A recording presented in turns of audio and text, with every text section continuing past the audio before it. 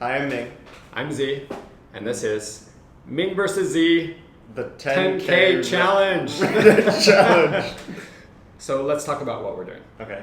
What we're doing is each of us is taking $10,000 and putting it into an account, and we are trading options with it. I guess just to give a bit of background on this, Z and I both really want to learn how to sort of invest our money wisely.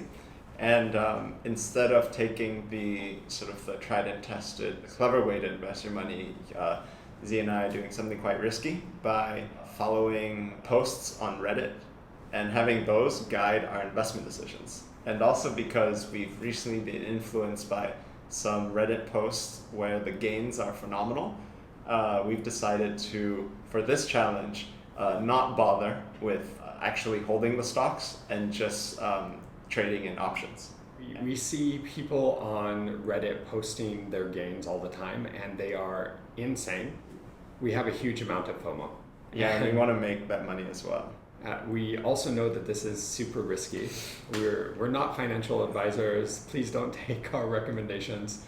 We literally have no idea what we're doing, but we are going to learn along the way and we'll hopefully not lose all of the money and hopefully make some money. So this challenge started about 2 weeks ago. Yeah. 2 weeks ago and runs till end of June. I think the main goal is to see between the two of us, which of us can make more with the 10K that we started out with or lose less.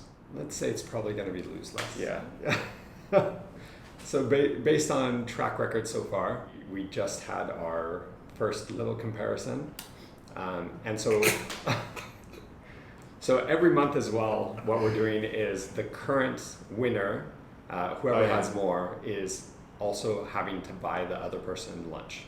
And so we had our first lunch just a few days ago.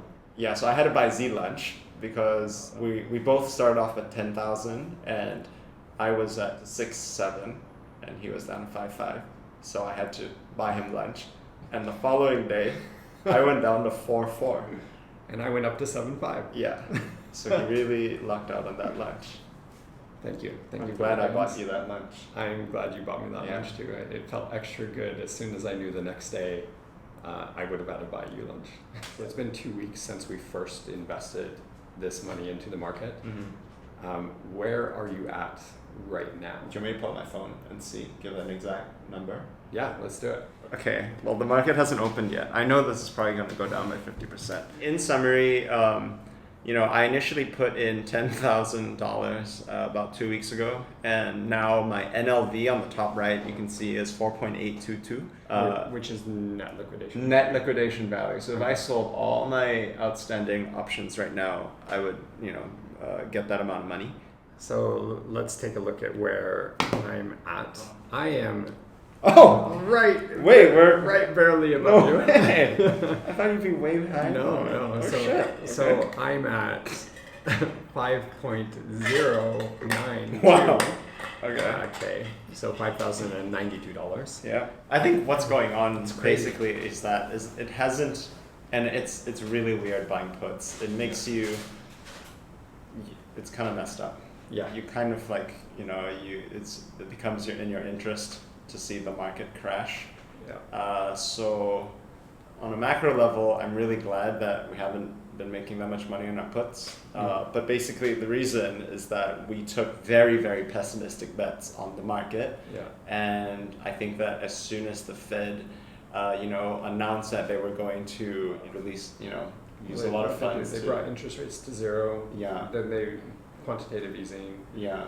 And then they made loans readily available as well, right?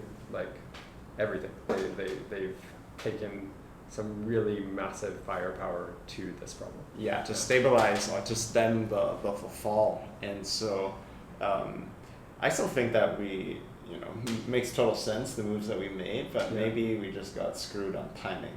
Yes, very much so. But we're going to come back. There's still, we still have almost half of we our still portfolio have value half, yeah. right now. As long as we... So the question now is, do we simply hold this? Like, do we think our positions are really good Yeah. over the next 2 weeks, right? Because that's when most of our puts are expiring, is in 2 weeks. Or do we do something else? Do we sell and then try to reposition? Where do we see certain companies going? Because right now, all of our cash, all of our capital is completely allocated. I have $29 left. I think I have 40. Yeah, you can't buy anything. Nothing. Yeah. So big question mark. Yeah. But the way that we're going to figure out what to do is read Reddit. Pretty much. Right? Yeah. There's like really great insight there, but I feel like it's always a little bit too late. And by the time I read it, I'm like, oh, it's such a good idea. And then I just get completely screwed. Yeah. So just a small anecdote. On Friday morning, I decided that I was going to liquidate my options and that I would keep the cash and try to do something to preserve the cash. So I placed the order and then I canceled it. And then about 5 minutes later, I placed the order again and then I canceled it again. So it's just a reflection of how tough this is. And it's so uncertain. Yeah, I have no idea. I mean, like, the longer you're just hoping for a miracle right now, basically. Right. Yeah. So I don't know, but like. Key takeaway is we literally have no idea what we're doing. in some ways, it's not that we're making uneducated guesses. We see the macro environment, we see how the current pandemic is affecting everything. We're trying to say, like, look at that and say, we think things will move in this direction. Yeah. And it's kind of mind-boggling when they don't. Right now, the decision about whether to sell everything that we have so we can recoup some cash and start deploying that to more trades or just to hold is a very tough decision to make. Because really, you just had an option expire worthless recently. Yeah. Worthless. What you believe and what is actuality is quite different in this case. And what we're betting on happening is not happening. Yeah. And we're losing all of our money by thinking the market's going to do something else. I actually think that maybe instead of telling you what move we're going to make, we'll just start off every episode telling you what move we ended up making. Because I could say something right now and then totally change my mind later. It's so true. So yeah, we'll do that. Yeah. I think that what I'm going to do is hold. I'm just, at least for today, I'm going to hold my positions and see how Monday turns out. So I'm in a similar boat. The only problem is the puts are for like 2 weeks away, and that's a little bit harrowing because in 2 weeks I have no idea what's going to happen. Is that the soonest your next puts are going to expire? Do you have any? I have some in May 15th. Oh, May 15th. Okay. The soonest though is the 17th, which is 11 days away. Yeah. So that's I have scary. one as well. Yeah. So we only have another week or so, but I also think I will hold this week. Oh yeah, so Singapore we're 12 hours ahead. Yeah. Of Eastern Standard Time. Yeah, this also affects us quite a bit, right? Singapore, we are so in the future.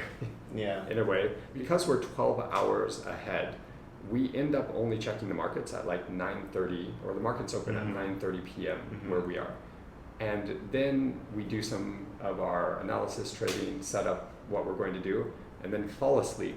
and then we wake up, like the first thing I do is I'm checking my broker app, which I'm using Robinhood, but I check it right away, and I'm like, it's a bit like what the happened? tooth fairy. You put a tooth under the pillow, and in the morning you hope to see some cash.